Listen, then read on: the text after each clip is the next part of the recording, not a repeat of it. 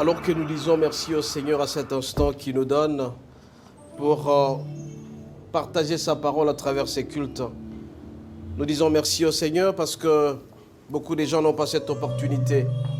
Ils n'ont pas cette occasion de pouvoir nous suivre en direct, de pouvoir écouter cette parole qui change les cœurs, qui change la plupart des gens, qui transforme.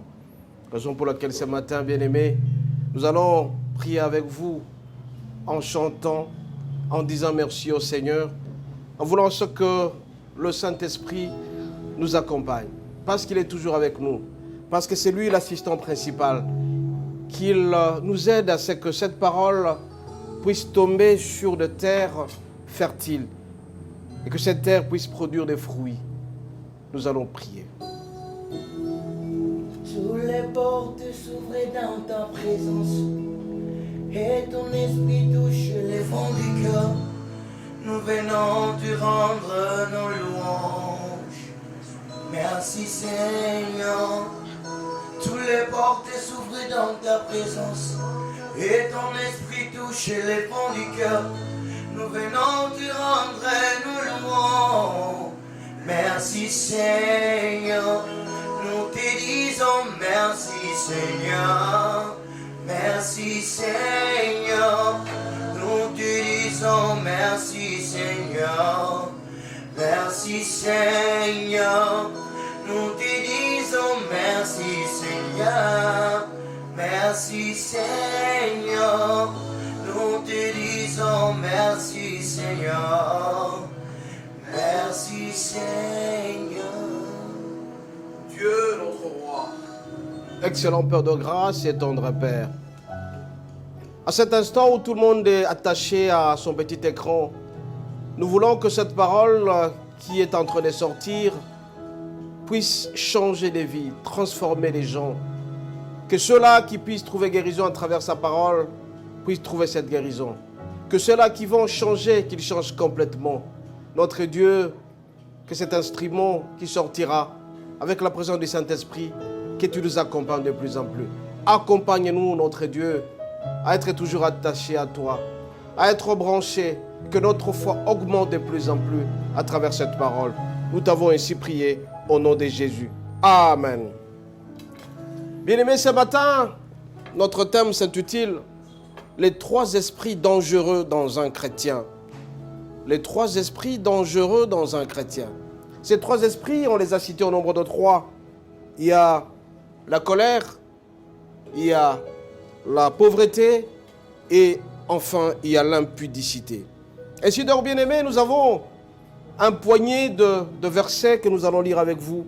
Nous allons commencer à cet effet avec Genèse 27. Genèse 27, nous lisons au verset 41. Genèse 27, verset 41. Ésaü conçut de la haine contre Jacob à cause de la bénédiction dont son père l'avait béni. Et Ésaü disait à son cœur, les jours du deuil de mon père vont approcher et je tuerai Jacob, mon père. Nous prenons aussi Genèse 39, verset 2. Genèse 39, verset 2. Nous lisons au nom de Jésus. L'Éternel fut avec lui et la prospérité l'accompagna. Il habitait dans la maison de son maître l'Égyptien. Nous continuons verset 3. Son maître vit que l'Éternel était avec lui et que l'Éternel faisait prospérer entre ses mains tout ce qu'il entreprenait. Verset 4. Joseph trouva grâce aux yeux de son maître qu'il employa à son service, l'établit sur sa maison et lui confia tout ce qu'il possédait. Au verset 5, dès que Potiphar lui établit sur sa maison et sur tout ce qu'il possédait, l'Éternel bénit la maison de l'Égyptien à cause de Joseph. Et la bénédiction de l'Éternel fit sur tout ce qui appartenait à Potiphar et à sa maison et aux champs. Il abandonna aux mains de Joseph tout ce qui lui appartenait. Il n'avait avec lui d'autre soin que de prendre sa nourriture. Or, Joseph était beau de taille et beau de figure. 7. Après ces choses, il arriva que la femme de son maître porta les yeux sur Joseph et dit, couche avec moi. Verset 8, il refusa et dit à la femme de son maître, « Voici, mon maître ne me donne aucune connaissance de rien dans cette maison. Il a remis dans mes mains tout ce qui lui appartient. Il n'a pas plus grand que moi dans cette maison. Il m'a interdit, excepté toi, parce que tu es sa femme. Comment ferais-je aussi un grand mal et pécherais-je contre mon Dieu ?» Bien-aimés, nous sommes en train de parler de trois esprits, les trois esprits dangereux. Nous avons la colère, nous avons la pauvreté et nous avons l'impudicité. Nous commençons par la colère, bien-aimés. C'est quoi donc la colère? Bien-aimés, la colère est un sentiment très nuisible, un sentiment qui survient et qui peut détruire quelqu'un et qui peut blesser autant celui qui est en colère et celui dont fait l'objet de la colère. Nous devons savoir, bien-aimés, que la colère est très dévastatrice. Elle peut détruire complètement. Il n'y a que seul Jésus qui peut nous accompagner à faire en sorte que cette colère puisse nous quitter. Les gens se mettent très souvent en colère dans n'importe quelle situation. Ainsi donc, bien-aimés, nous avons deux sortes de colère. Nous avons ce qu'on appelle une colère silencieuse, une colère lente et une colère explosive. Parce que c'est en fonction des personnes, en fonction des gens que Dieu a créés. Il y a des gens, quand ils sont en colère, ils gardent un silence. Ils sont lents en colère, ils sont silencieux, mais ils sont en train de concocter certaines choses. Et d'autres personnes, bien aimées, ils sont explosifs. La plupart des cas, c'est pour les femmes. Ce sont des femmes qui sont très colériques et qui s'explosent. Quand il y a un petit problème, elles s'explosent. Nous devons savoir, bien aimés, que dans la colère, cette colère silencieuse est vraiment dévastatrice. Elle peut détruire complètement. Regardez l'histoire de Ésaü. Ésaü qui a gardé une rancune, une colère contre son frère Jacob, parce que Jacob a bénéficié de la bénédiction de son père. Parce que tout simplement, papa, c'est-à-dire Jacob, c'est-à-dire que Isaac a voulu bénir l'un de ses enfants. Malheureusement pour Ésaü, c'est Jacob qui a bénéficié de cette bénédiction-là. Alors, Ésaü, quand il a appris ça, qu'il a béni son frère Jacob, il a gardé une dent contre lui. Ésaü était en colère contre Jacob parce qu'il a bénéficié de cette bénédiction. Et il a intériorisé cette colère-là. Et il a juré de le tuer. Ça s'appelle la vengeance. Il a développé de la haine et de l'antipathie. Il a même été impatient d'attendre la mort de son père. Parce que tout simplement, il avait de la colère. Il avait de la haine, de la vengeance. Bien-aimés, en ce temps où je suis en train de parler de cette parole, je vous demanderai tout simplement d'être vigilant. De ne pas laisser la place à la colère dans votre vie. Votre cœur risque d'être ruiné et votre vie risque aussi d'en pâtir. C'est très dangereux. Il y a des gens qui ne parlent pas. Des gens qui sont silencieux, si vous le faites quelque chose, mais ils sont en train de concocter les choses. Ils sont en train d'imaginer des choses. Ils cherchent à se venger à tout moment. C'est très dangereux dans la famille, bien-aimée. Donc évitons, soyons vigilants. Deuxième sorte, cette deuxième vérité, bien-aimée, de la colère, c'est que la colère peut nuire à vos relations. Très souvent, dans le foyer, l'homme et la femme, l'homme peut être colérique. Et quand tu es très souvent en colère, la colère risque de nuire à tes relations. Et c'est très dangereux avec ton conjoint. À tout moment, tu te mets en colère et tu mets très mal à l'aise. Tu mets mal à l'aise ton conjoint, tu mets mal à l'aise tes enfants, tu mets mal à l'aise tes collègues au service, tu mets très mal à l'aise aussi tes employés. Si tu es un chef, tu es toujours en colère. Quand on te voit, on a tendance à te fouiller. Comme il est dit dans Proverbe 30, verset 3. Donc évitons d'être en colère. La colère risque d'entamer tes relations. Quelqu'un qui pouvait te donner de très bonnes choses, mais regarde tout simplement, il dit, je ne peux pas lui dire ça, cette information-là, parce qu'il te voit déjà, tu es furieux, tu as une figure courroucée. Ça nuit à tes relations. Faisons attention à cela, bien-aimés. Parce que quelqu'un qui est très souvent en colère, il va nuire à ses relations. On ne sait pas l'approcher parce qu'il est en colère. Et très souvent, c'est la colère explosive qui dérange notre vie, qui dérange nos vies. La femme qui s'explose à tout moment met très mal à l'aise son mari. Et là, il faut demander au Seigneur qui te donne cette grâce de pouvoir abdiquer la colère. Bien aimé, je vous ai dit qu'il y a des sortes de colères. Il y a des colères silencieuses et des colères explosives. Alors, quand tes relations sont entamées, tu ne sauras plus récupérer cette relation que tu as perdue. Un homme qui est toujours fâché dans sa maison, avec ses enfants, avec son épouse, ou une femme qui est toujours explosive, ça va entamer tes relations. Il n'y aura plus de crédibilité, on ne sait plus te donner une information parce que tout simplement, on sait que tu vas t'exploser. Troisième vérité, bien-aimé, c'est que Dieu est là en colère et il nous invite tout simplement à l'imiter. Nous devons imiter Dieu. Dieu est très lent en colère. Tu peux offenser sérieusement le Seigneur, mais il prend son temps pour pouvoir te donner le temps de pouvoir changer. Toi aussi, mon bien-aimé, qui très souvent, tu t'enflammes, tu te fâches à tout moment. Pour une petite information, tu t'enflammes. Tu ne sais plus être comestible, entre guillemets, approché par quelqu'un. On te dit aujourd'hui d'imiter le Seigneur qui est lent en colère. Il faut être lent en colère, bien-aimé. Si tu te fâches à tout moment, si tu chasses cet esprit d'être colérique à tout moment. Je vous ai dit, bien-aimé, et quand Esaü était en colère contre Jacob, il a développé la haine, il a développé l'antipathie et la vengeance. Alors, il est arrivé même à concevoir la mort. Alors, très souvent, quand on est en colère, on peut frapper quelqu'un, on regrette par après que quelqu'un est décédé. Je connais un homme qui était en train d'échanger avec sa femme et il a pris quelque chose, il a frappé sur sa femme. Et la femme est décédée sur place. Et voilà le regret qui arrive après. Donc faisons tout pour éviter d'être très colérique. Dieu est là en colère et nous invite aussi à l'imiter. C'est un esprit dangereux dans le corps de quelqu'un. C'est un esprit dangereux dans un chrétien. Le Seigneur nous demande à cet instant, bien-aimé, d'imiter le Seigneur, d'être lent en colère. C'est vrai que tu peux te fâcher, mais je vous ai dit que la colère, c'est un sentiment nuisible qui est dans le corps de quelqu'un. Ça fait monter l'adrénaline. On peut se fâcher, mais faisons tout pour avoir le contrôle. Regardez, comme il est dit dans Galates 5, verset 22, c'est que nous sommes appelés à avoir de la maîtrise de soi, de ne pas se fâcher à tout moment. Moindre bruit, on s'enflamme. Le Seigneur nous demande à ce matin d'être lent en colère et nous invite à l'imiter. Quatrième élément, bien-aimé, pour connaître sur la vérité de la colère, une réponse douce peut calmer la colère de quelqu'un. Quand vous voyez quelqu'un est en colère, faites tout pour ne pas lui répondre méchamment ou tout en haussant les tons. C'est ça, je donne les conseils dans un couple. Si vous voyez dans un couple l'homme et la femme qui montent tous les deux à la fois, il n'y a jamais eu de bonne résolution. Il n'y aura jamais de solution. Mais quand l'homme monte, il faut que la femme descende. C'est-à-dire éviter à ce que la colère puisse encore s'enflammer de plus en plus.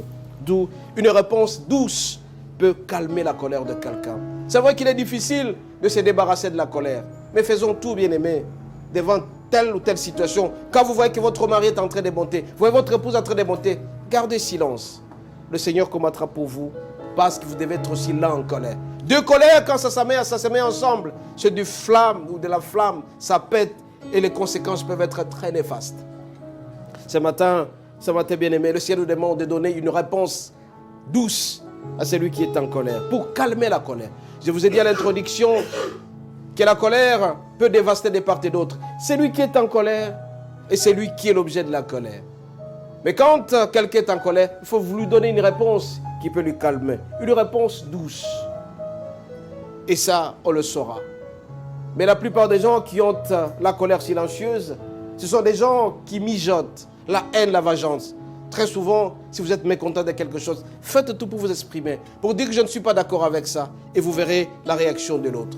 Mais la plupart des fois, bien aimés, dans le couple, quelqu'un peut être en colère, il ne connaît pas la raison pour laquelle l'autre a fait tel acte, ou il a posé tel acte. Raison pour laquelle le Saint-Esprit est appelé à nous accompagner à tout moment. Bien aimés, la cinquième vérité, c'est que la Bible nous demande à renoncer à la colère. Tu dois renoncer à la colère. Alors si tu vois quelqu'un va te chauffer à un certain moment, il faut fuir. Parce que le diable rôde autour de nous, cherchant qui dévorer. Il y a des gens qui sont là uniquement pour mettre mal à l'aise les autres. Faisons tout pour éviter ça, bien-aimé. La Bible nous invite à éviter la colère. Nous sommes appelés à renoncer à la colère. Comme il est dit dans Colossiens 3, verset 8. Colossiens 3, verset 8 nous dit, nous devons éviter la colère. Nous allons lire ça au nom de Jésus. Colossiens 3, verset 8. Nous lisons au nom de Jésus. Colossiens 3, verset 8. Mais maintenant, renoncez à toutes ces choses. À la colère, à l'animosité, à la méchanceté, à la calomnie, aux paroles déshonnêtes qui pourraient sortir de votre bouche. Donc, renoncez à la colère. Bien aimé, le Seigneur nous demande de renoncer. La Bible est claire là-dessus, dans Colossiens 3, verset. Nous devons renoncer à la colère. C'est vrai que c'est un sentiment qui peut nous arriver, mais faisons tout pour nous maîtriser. Et surtout pour ceux-là qui ont la colère explosive. On vous insulte, maîtrisez-vous.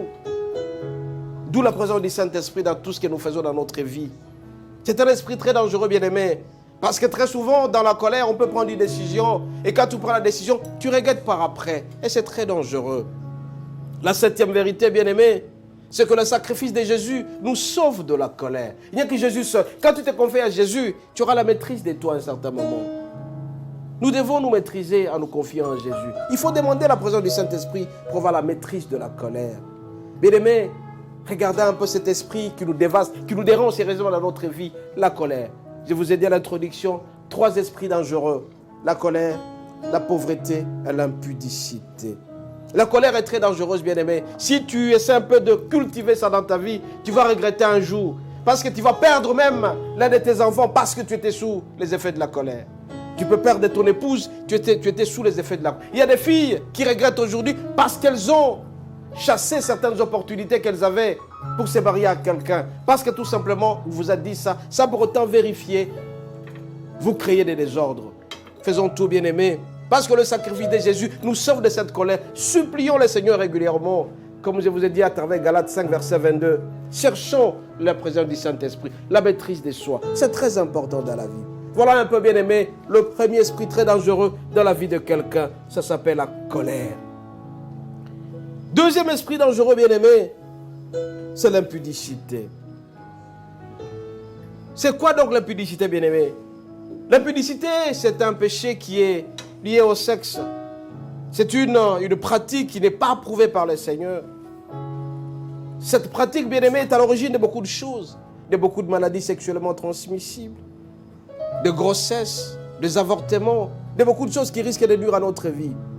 Bien-aimé, toute personne qui s'attache à l'impudicité, il ne pêche non seulement pas contre son propre corps, il pêche aussi contre Dieu. Comme il est dit dans 1 Corinthiens 6, verset 18, que nous allons lire avec vous. 1 Corinthiens 6, verset 18. L'impudicité.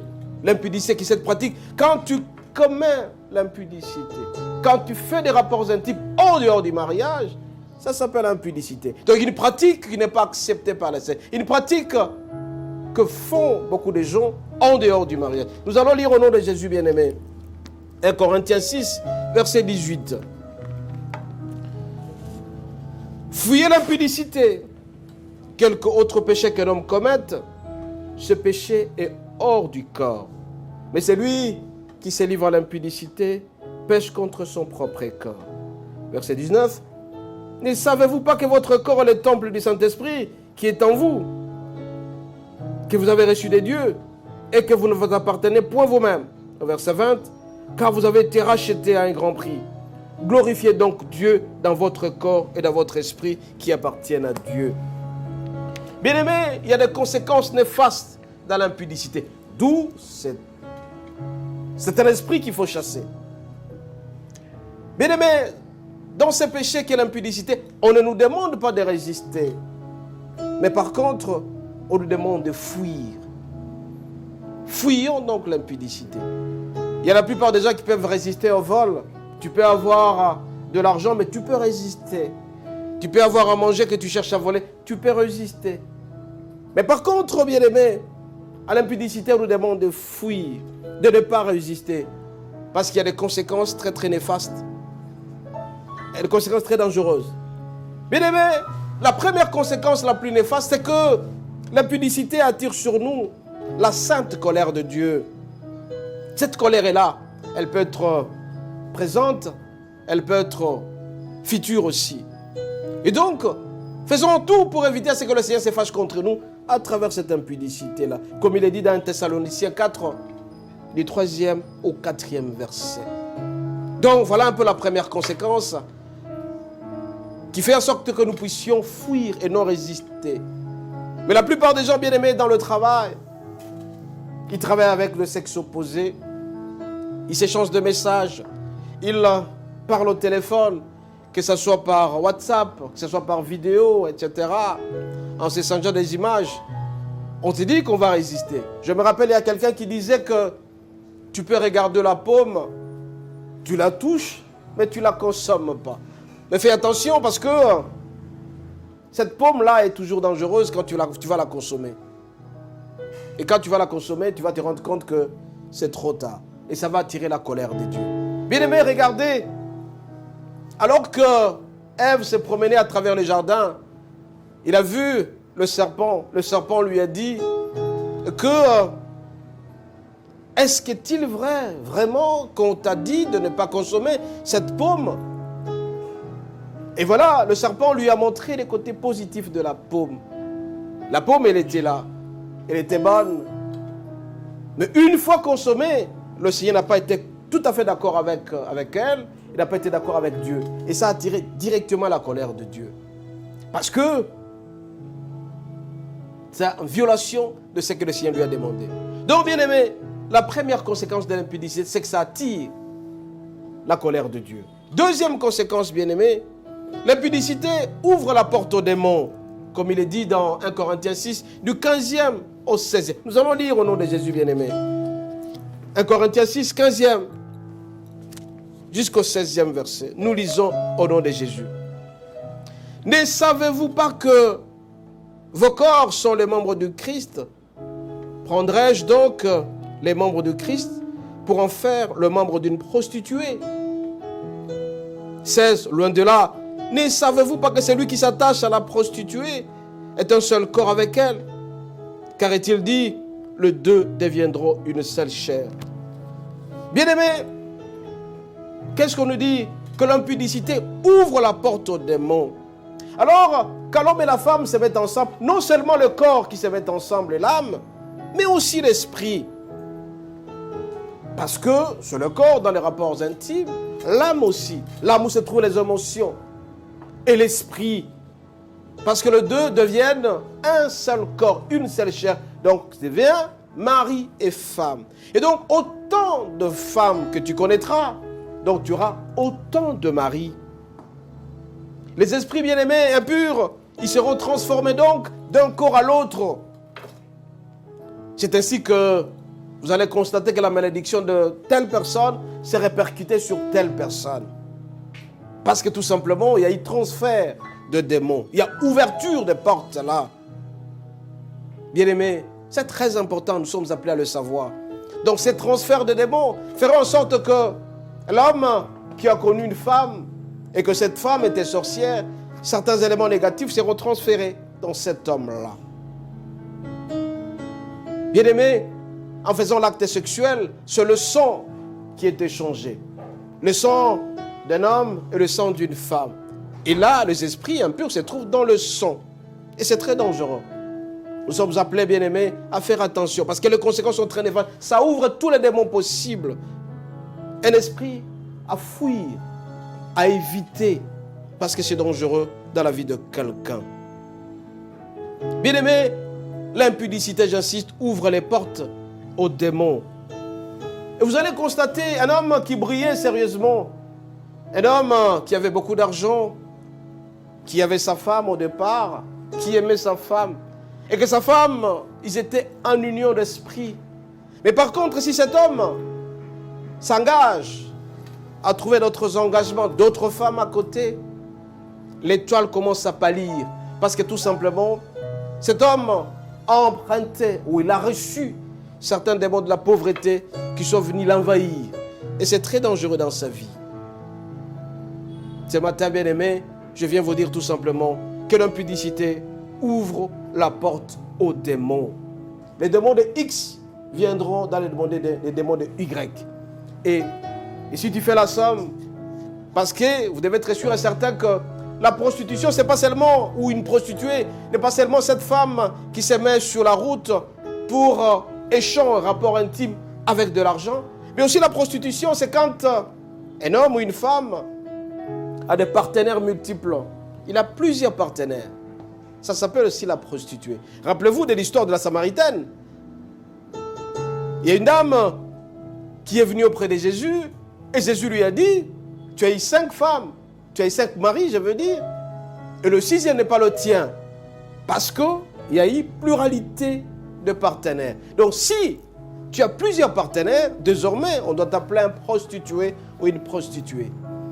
S'il y a des gens qui font les statistiques, ils ont des répertoires de 2000 femmes, 3000 femmes. Alors fais un peu la somme de tout ça. Et tous les démons que ces gens ont et qui seront transférés chez toi. Autant de personnes, autant de démons. Et toi aussi tu as des démons. On se pose la question pourquoi le malheur survient souvent. Parce que tout simplement, on a ouvert les portes. On a ouvert les portes aux démons. Ces démons qui sont très dangereux, qui sont dévastateurs et qui risquent de perturber notre vie. Faisons attention à cela, bien-aimés. L'impudicité est très dangereuse. L'impudicité ouvre la porte aux démons. Voilà un peu la deuxième vérité, la deuxième conséquence. Après la colère de Dieu, l'ouverture des portes des démons. Troisième, bien-aimé, conséquence de l'impudicité, c'est que l'impudicité nous fait perdre nos grâces. Toutes les grâces que tu avais risquent de disparaître parce que tout simplement, le Seigneur n'a pas été d'accord avec toi. Dans Jean 10, le diable ne fait que tuer, dérober. Et puis, il va fuir avec tout ce que tu avais. Ne vois pas que le diable viendra prendre ton argent, viendra prendre tes biens, tout ça. Mais il prend ton futur. Alors que le Seigneur t'avait réservé des très bonnes choses, mais le diable viendra voler tes grâces. Tu avais des bénédictions à venir. Mais puisque tu t'es accouplé avec un homme qui a pu piquer ce que tu avais en toi. Dans la rue, on dit que tel homme est en train de chercher les étoiles des enfants. Donc, une fille de 15 ans qui va avec un homme de 50 ans, de 60 ans, et qui prend son étoile, cherche à pâlir. Donc, on pique la grâce des autres. Alors, l'impudicité nous fait perdre toutes nos grâces. Faisons attention. Surtout pour la jeunesse. Vous venez de terminer vos études, vous n'avez pas encore du boulot. Cherchez calmement les études à vous confier au Seigneur. Pour les femmes qui cherchent du travail, ne vous laissez jamais berner par qui que ce soit, qui vous dira que je vous donnerai du travail, mais la condition, c'est d'aller avec. Il faut faire attention à ça. Parce que votre grâce risque d'être piquée. On va voler votre grâce. Enlever votre grâce. Le Seigneur nous demande à cet instant, bien-aimé, de faire attention à cela, parce que l'impudicité nous fait perdre nos grâces. Bien-aimé, l'impudicité nous fait perdre beaucoup de grâces. Je me rappelle bien, il y avait l'histoire d'un enfant. Cet enfant était en train de se promener dans le jardin de son père. Il s'est promené et il a vu un petit serpent. Un serpent qui passait et qui ne savait pas aller. Et il faisait très froid.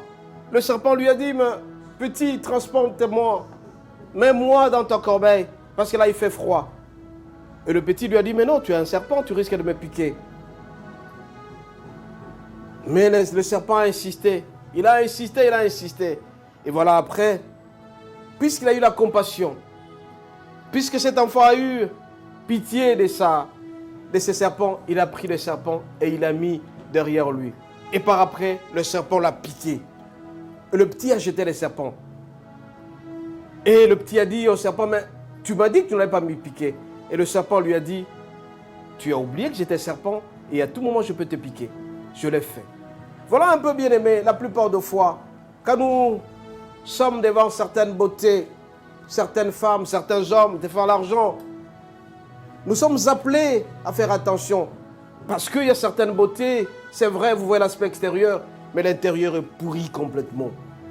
Faisons attention, bien-aimés, à l'aspect extérieur. Faisons attention à ceux-là qui nous miroitent de l'argent, surtout pour les jeunes filles.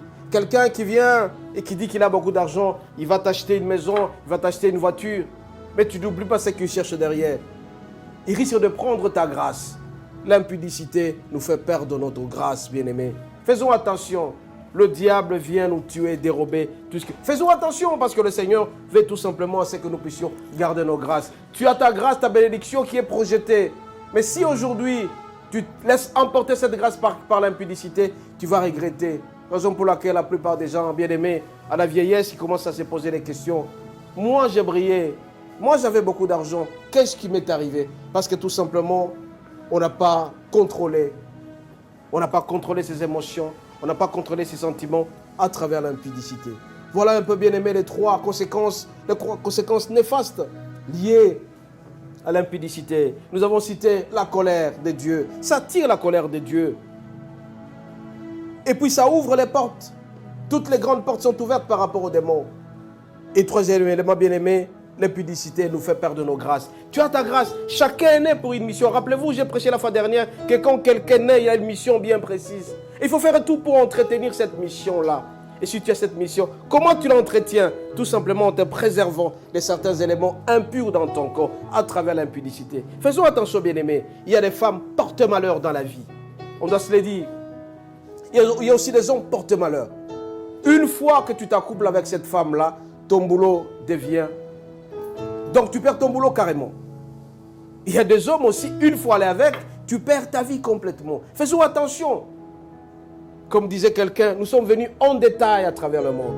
On n'est pas venu en gros. Chacun a ses démons derrière lui. Il faut éviter ça, bien-aimés. C'est très important. Faisons attention pour ne pas nous faire piquer nos grâces. Entretenons nos grâces. Chacun, quand il naît, il vient avec ses grâces et qu'il faut entretenir à tout prix. Alors quand tu épouses une femme qui t'amène, qui a connu plus de 100, 200 femmes, 200 hommes, et toi tu cherches à l'épouser, il faut faire attention, bien-aimés. D'où évitons la prostitution. C'est ça l'impudicité. Faisons attention, bien-aimés, pour bien nous conserver, pour éviter à ce que nous puissions avoir la colère de Dieu, pour ne pas ouvrir les portes de démons, pour ne pas perdre nos grâces. Nous devons fuir l'impudicité.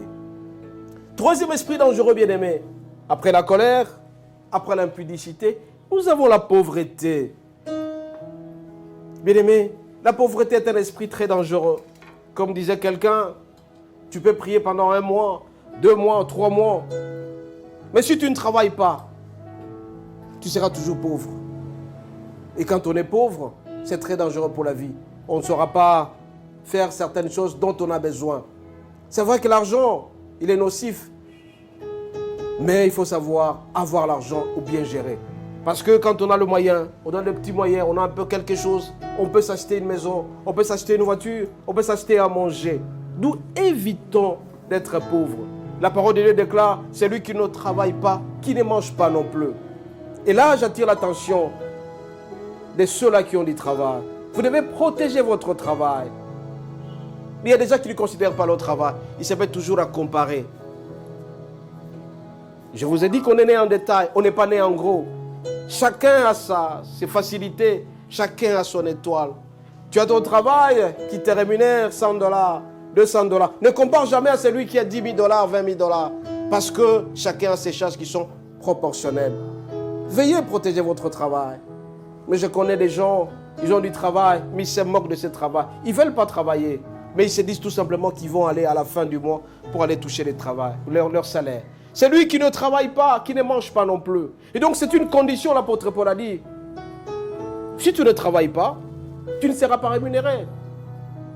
Et tu dois savoir protéger ton travail. Raison pour laquelle ce matin, je demande aux femmes qui ont leur mari qui travaille, encouragez vos maris à aller au travail, à protéger leur travail. Quand tu protèges ton travail, tu seras heureux dans ta vie. Pour ceux-là qui n'ont pas du travail, le Seigneur vous demande d'aller chercher du travail, de faire confiance en lui. Parce que tout vient du Seigneur. Le travail vient du Seigneur. Et quand on cherche le travail, on le trouvera certainement quand on fait confiance en Dieu. Ce matin, bien-aimés, le Seigneur nous demande à ce que cet esprit de la pauvreté soit chassé de nous. C'est un esprit dangereux. Ce même esprit est à l'instar de l'impudicité. Ce même esprit est à l'instar de la colère. Ce matin, bien-aimés, le Seigneur vous demande tout simplement d'éviter la pauvreté. Et cette pauvreté, on peut l'éviter de plusieurs manières. En cherchant du travail. Et quand tu cherches du travail, tu trouveras du travail parce que tu fais confiance en Dieu. Et quand tu as du travail, entretiens ton travail. Et comment on entretient son travail, bien-aimé? En faisant plaisir au Seigneur. Tu feras plaisir au Seigneur en respectant les prémices, en respectant la dîme. Et quand tu donnes la dîme au Seigneur, bien-aimé, soyez sûr et certain que votre travail sera sous la grande couverture et ça sera protégé. Raison pour laquelle ce matin, bien-aimé, je vous en supplie, cette sémence que vous allez donner auprès du Seigneur à travers la dîme vous protégera de plus en plus. Et vous allez voir, vous serez heureux dans votre vie. Et l'esprit de la pauvreté fera loin de vous. Évitons, bien-aimés, de nous plaindre quand on a un salaire, on commence à faire de calculs sur le 100%. On ne sait rien donner au Seigneur. On ne sait même pas donner 10% au Seigneur. Et pourtant, nous ne sommes que de simples intendants. Et pourtant, nous ne sommes que de simples gestionnaires. C'est celui-là qui nous a donné ça. Nous sommes appelés à lui rendre compte. Ce matin, le Seigneur m'a mis à cœur de vous dire, vous qui avez du travail, de savoir payer votre dîme. N'importe quelle église où vous travaillez, vous priez. Ne négligez jamais ça. C'est ce qui protège votre travail. La dîme protège votre travail. La dîme protège votre santé. La dîme, quand vous travaillez et vous donnez votre dîme, le Seigneur fera en sorte que vous puissiez consommer votre salaire jusqu'à la fin de vos séjours. Et la plupart des gens qui respectent ça, ils arrivent jusqu'à la retraite parce que tout simplement le Seigneur a voulu. Mais la plupart des gens qui ne respectent pas la dîme, ils partent très tôt. Faisons tout, bien-aimés, pour respecter nos dîmes. Et en plus de cela, ayons cet esprit aussi de partager. Et l'homme qui ne sait pas partager, c'est un homme qui fera en sorte que ce qu'il a ne puisse jamais se multiplier. La pauvreté, on la chasse aussi en donnant au Seigneur. À ne pas être chiche envers le Seigneur. Mais je connais, bien-aimés, la plupart d'entre nous qui sommes serviteurs de Dieu, nous ne donnons jamais la dîme au Seigneur. On pense que la dîme, c'est uniquement pour les fidèles. Mais nous avons l'obligation de donner la dîme. Nous qui sommes serviteurs de Dieu. Tu as reçu un 10 000 francs, mais pense au Seigneur. Tu as reçu un 2 000 francs, pense au Seigneur. La dîme n'est pas uniquement réservée aux fidèles, mais à tout le monde. On ne choisit personne pour donner la dîme.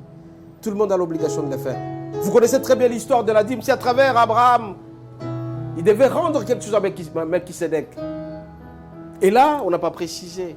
Nous avons l'obligation. La pauvreté, bien-aimée, nous devons la chasser en donnant au Seigneur. En travaillant, c'est sûr et certain. Mais en donnant au Seigneur, sans exception aucune. Mais la plupart des gens confondent que la dîme, c'est uniquement à la fin du mois pour les salaires. Non, pour toutes choses qui tombent dans votre poche. Vous avez l'obligation. Aujourd'hui, vous regardez les grandes nations, comme les États-Unis. Ce sont des gens qui savent respecter ça. Les grandes entreprises aujourd'hui aux États-Unis, elles ont existé parce que les géniteurs, les concepteurs respectaient la dîme. Vous aussi pouvez être grand en donnant au Seigneur. N'importe quelle église où vous priez sérieusement le vrai Dieu. Ce matin, bien-aimés, je vous en supplie, vous allez réussir votre vie ou chasser la pauvreté. Si vous respectez ces principes-là, travaillez, respectez votre dîme, assistez les autres. Il faut éviter d'être toujours souriant alors que les autres sont en train de prénicher. Vous avez des quartiers où il y a des grandes maisons, une villa, mais les autres sont en train de prénicher. C'est pas bon. Nous sommes à la fin de l'année, bien-aimés. Pour ceux-là qui sont en train de me suivre à cet instant, prenez une décision pour dire que à la fin de l'année, si vous avez un salaire de $100, pensez à 2 personnes que vous pouvez aider à la fin de l'année. Le chien sera très content. Je pense même que à la fin de l'année, tout le monde a l'obligation de faire une action de grâce. C'est vrai qu'au début de l'année, nous dédions l'année auprès du Seigneur. Mais je vous en supplie, c'est une recommandation pour ceux-là qui sont en train de me suivre. Faites tout pour mettre à la disposition du Seigneur quelque chose le 31, à l'église où vous êtes. Donnez au Seigneur pour dire merci pour toute l'année. Et vous allez voir que l'année prochaine, quand elle va commencer, vous serez épargné de beaucoup de choses et que votre corbeille sera remplie. Bien-aimés, ce matin donc, je vous ai parlé longuement et sûrement sur les 3 esprits dangereux dans un chrétien qui ravagent sérieusement un chrétien. Je parlais de la colère qui est un sentiment nuisible qu'il faut éviter à tout prix à travers Jésus en priant sérieusement. Je vous ai parlé de l'impudicité qu'il faut fuir à tout prix. On ne résiste pas devant l'impudicité. Et je vous ai parlé en 3e lieu de la pauvreté. Cette pauvreté ne peut être chassée tout simplement qu'en nous conformant à la parole de Dieu, en travaillant et en respectant certains éléments. C'est ça la pauvreté, il faut l'éviter. Et tu donnes tes dîmes, tes offrandes au Seigneur, les actions de grâce, tu seras béni davantage. Et tu verras que tout sera bien et tu seras heureux dans ta vie. Et la colère de Dieu pourra être éloignée de toi. Bien-aimé, ce matin, Ce matin, je suis un homme comblé de joie et de grâce parce que tout simplement, j'ai parlé de la part du Seigneur. Je veux que vous puissiez réussir votre vie. Je veux que vous puissiez être heureux. Vous ne pouvez être heureux que si jamais vous faites plaisir au Seigneur. Faites plaisir au Seigneur. Vous aussi à votre tour, vous serez heureux dans votre vie. Et toutes les grâces vont vous accompagner. Ces grâces sont là, disponibles. Que chacun retire quelque chose auprès du Seigneur. Le royaume des cieux appartient aux violents. Soyez violents à tout moment pour le compte du Seigneur et vous serez bénis davantage.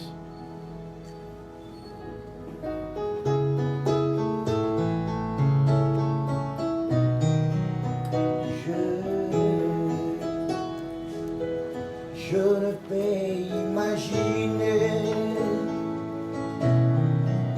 combien ça coûterait.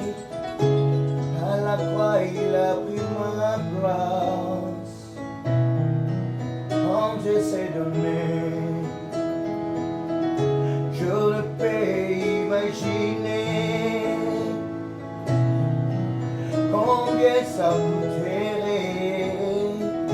À la croix il a pris ma place. Jésus, un Dieu s'est donné. Il est fidèle,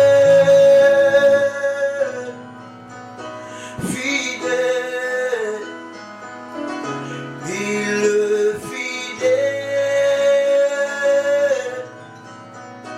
fidèle.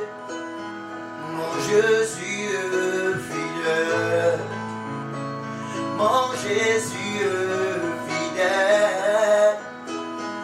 Mon Jésus est fidèle. Mon Jésus est fidèle. Seigneur notre Dieu, tu nous as parlé ce matin de ta part sur les trois esprits très dangereux. La colère, l'impudicité et la pauvreté. Notre Dieu, nous venons auprès de toi pour demander à ce que le Saint-Esprit nous aide à sortir de ces trois esprits, à fuir ces trois esprits, à nous rattacher de plus en plus de toi. Nous savons très bien que tu es lent à la colère, mais nous voulons, notre Dieu, que tu nous épargnes de l'impudicité, que tu nous épargnes de la colère, que tu nous épargnes aussi de la pauvreté pour te servir. Seigneur notre Dieu, nous ne pouvons le faire que si jamais nous nous confions totalement en toi. Si jamais nous sommes accros à ta parole, il n'y a que ta parole seule qui peut nous aider à sortir de certaines situations. Notre Dieu, notre roi, louange et adoration te reviendront au nom de Jésus. Amen. Soyez bénis et à la prochaine.